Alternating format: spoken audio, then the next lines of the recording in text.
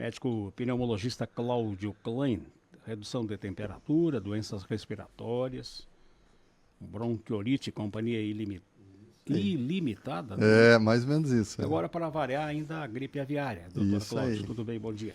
Bom dia, Paulo, Nicolas. Bom dia. Bom dia quem nos acompanha. Bom, eu acho que a época é exatamente a propícia para esse aumento, né, das síndromes respiratórias. Também as síndromes chamadas respiratórias agudas graves, que levam à internação. E aí nós estamos cada vez com mais capacidade de identificação viral. E a gente participa desse programa, Paulo, há tantos anos, e o Paulo vai lembrar, há anos atrás a gente sempre dizia é gripe, tanto que a palavra gripe e resfriado, elas são usadas como sinônimos, mas não são. Né? A gripe é referente ao influenza e o resfriado aos demais vírus respiratórios, e que usualmente causam um quadro menos grave. Mas anos atrás a gente não tinha capacidade dessa diferenciação.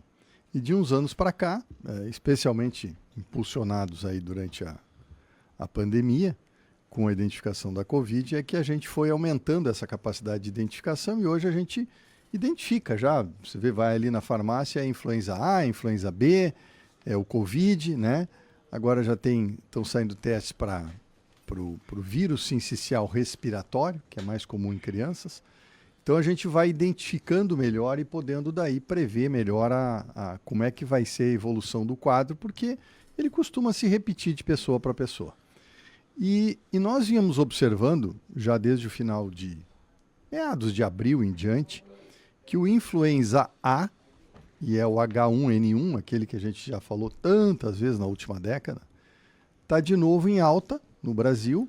Começou mais na região ali centro-oeste, pelo que a gente viu, e veio descendo e atualmente está aí infectando de forma importante a capital. Porto Alegre está em alerta, né? Criaram um alerta lá para poder melhorar o acesso das pessoas. E nós aqui em Lajeado também, nitidamente, a gente vê nos serviços de urgência, né, do HBB e da UPA, quando é feito o diagnóstico, invariavelmente dá lá influenza A H1N1. E ela realmente, para um grupo grande de pessoas, ela é mais sintomática, ela dá muita febre, dor no corpo, mal-estar, aquele quadro gripal mesmo, o rosto fica os olhos vermelhos, né? A pessoa fica abalada, perde apetite. Enfim, é um quadro que acaba induzindo a pessoa a precisar de repouso, ficar mais em casa, se cuidar para se recuperar. E aí, Paulo... Não, só um pouquinho, voltando aí na questão da gripe, a gripe humana. Isto.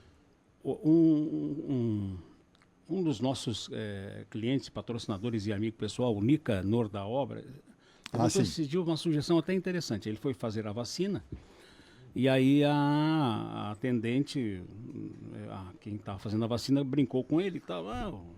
O senhor precisa de atestado, né? Lá na obra, ele é o proprietário da empresa. Eu sei. Aí ele olhou para ela e disse, sabe que a tua sugestão é muito boa?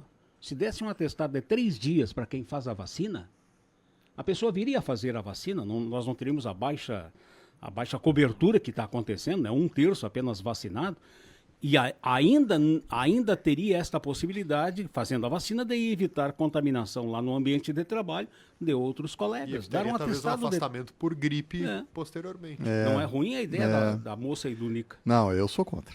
Não, o atestado. Também. Não, primeiro, Paulo... Mas o pessoal não tem que se vacinar, mas então nós estamos naquela de que, bom, então dá dinheiro. Não faz que nem o Bolsa Família?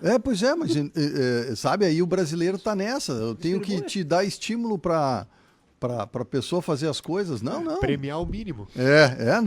Não, acho que não. O ser humano sei lá, mas tem que achar uma maneira. Nós estamos perdendo dinheiro, né, Cláudio? Tanto com a vacina como essa questão da contaminação. A contaminação, Paulo, eu vou discordar de ti. Isso, inclusive, hoje já está bem definido. A pessoa que se vacina, ela pode pegar a doença. A expectativa é que ela pegue com menor gravidade e ela transmite. Então, assim como aconteceu na Covid, né? Na influenza isso também é verdadeiro. Quer dizer, tu não Mesmo para... com a vacina. Mesmo com a vacina. Tu não para a transmissão completamente, porque a pessoa pode desenvolver o que se espera é que ela tenha menor carga viral, menor desenvolvimento da doença, claro, e menor chance de hospitalização e gravidade. Nosso ouvinte Alex, ele pergunta, o H1N1 aumentou devido à não vacinação? É uma pergunta boa. Provavelmente não, tá? Provavelmente não. Eu estava ainda comentando na abertura aqui entre nós, saiu um trabalho essa semana, publicado por uma revista conceituada de uma estrutura americana lá da Cleveland Clinic, onde observaram 53 mil pessoas da entidade, do serviço deles lá. Então é bem daquele grupo, né? Não dá para abrir até o trabalho científico fala disso. Não é um trabalho de população. Mas 53 mil pessoas, dessas 53 mil pessoas, 2,02% pegaram influenza no período porque o inverno deles lá, né? Tá acabando agora, então eles estudaram de setembro, outubro do ano passado até agora, início desse mês. Foram 6 meses de estudo, um bom estudo. Então, de 53 mil pessoas, 2% da 1.000 e poucas pessoas pegaram a influenza. E aí fizeram uma retrospectiva para ver quem tinha se vacinado e não tinha vacinado. E, de novo, aí vai ao encontro do que acabei de falar. Não houve diferença entre quem vacinou ou não vacinou. Mas isso, de novo, o trabalho também cita isso. E vai ao encontro que eu falei que a gente pega a doença, mas o estudo não avaliou gravidade. Isso fica bem claro que provavelmente é o que a gente espera, que a vacina dê proteção para casos mais graves, porque sim, se a gente tem o anticorpo circulante, a gente vai ter melhor capacidade de responder à infecção. Tem que olhar é complexo, é verdade. Mas dessa tem que olhar o outro lado da moeda, a questão da imunidade das pessoas. Tem isso aí. Tem alguma coisa errada na imunidade das pessoas.